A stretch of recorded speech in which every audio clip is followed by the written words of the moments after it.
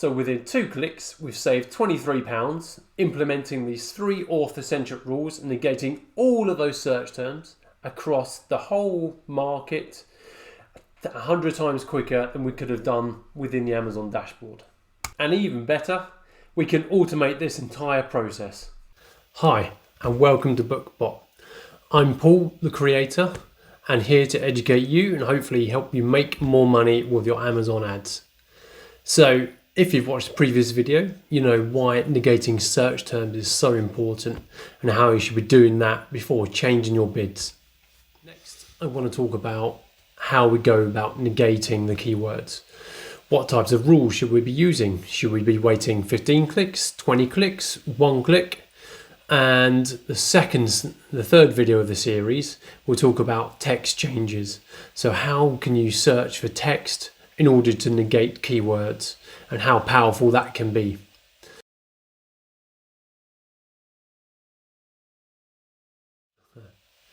I like to use 3 rules in order to negate search terms. The first rule is what I call one lucky order. So you might get 1 order, but then you never get one for the next 10, 20, 30, 40 clicks. I think this is just 1 lucky order and you shouldn't be pinning your hopes on creating more sales out of this. So I would negate search terms with 1 sale or 1 order, a very high ACOS, which will be 100% or more, and 10 clicks. I think 10 clicks is enough for a keyword or a search term rather to prove itself. So my next rule is probably the biggest and most important. We want to stop browsers from wasting our ad spend. People are clicking around, clicking on your ads, wasting your ad spend when you could be putting that to better use to sell more books. So how do we stop browsers? We simply use any search term which has had 10 clicks or more, which I think again is enough to validate a search term, and has no sales or no Kindle reads. Now you might want to tweak the 10 clicks rule.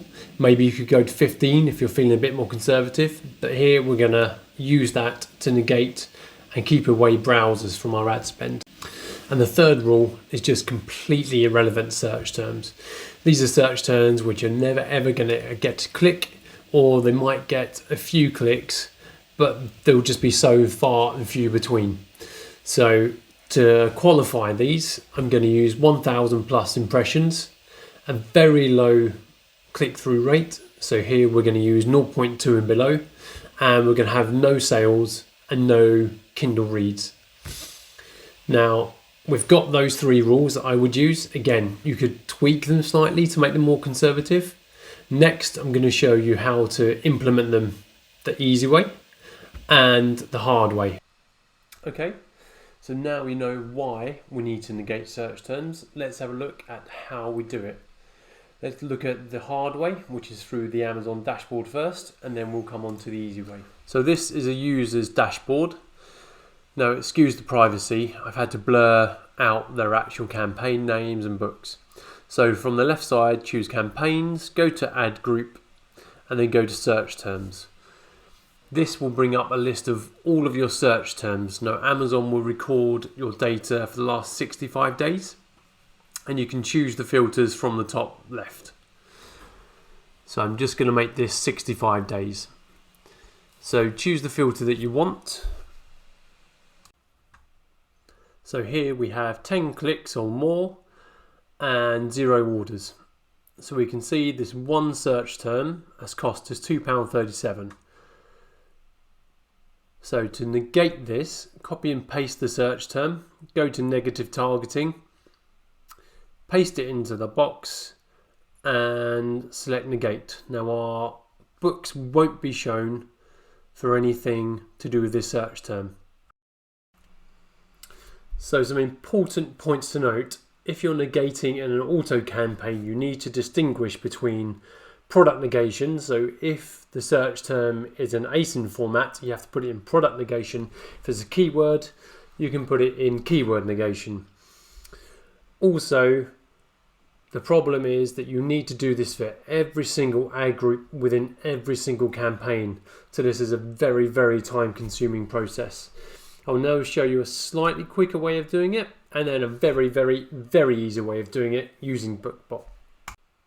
The slightly quicker way of doing this is to download an Excel report from your dashboard, search for search terms in the Excel sheet, then go back to the dashboard and start to negate them from there. To find the report, on the left side of your dashboard, go to Reports, Create Report, make sure that you have search term selected, Summary, and go to All Available Data. So there's 65 days, which you'll have to select using the calendar. Run the report, give it a few minutes to create the data, keep refreshing the page, and eventually it should appear as an arrow on the right side, and click Download Report. I won't go into the details of how to use Excel. The general gist: go to Filters, select the criteria that you're looking for, copy and paste all of the search terms and negate them in the Amazon dashboard like we did before.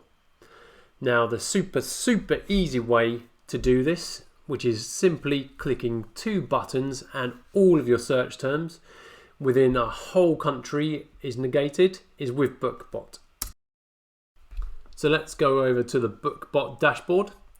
From the left hand side, select the negative keyword finder, select all available data, which is more than 65, and then from here you can select the preset rules as we've discussed before. These are built into BookBot and easily selected.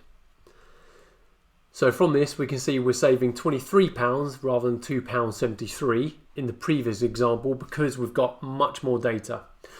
So to negate them, simply select all and then select negate and you're done.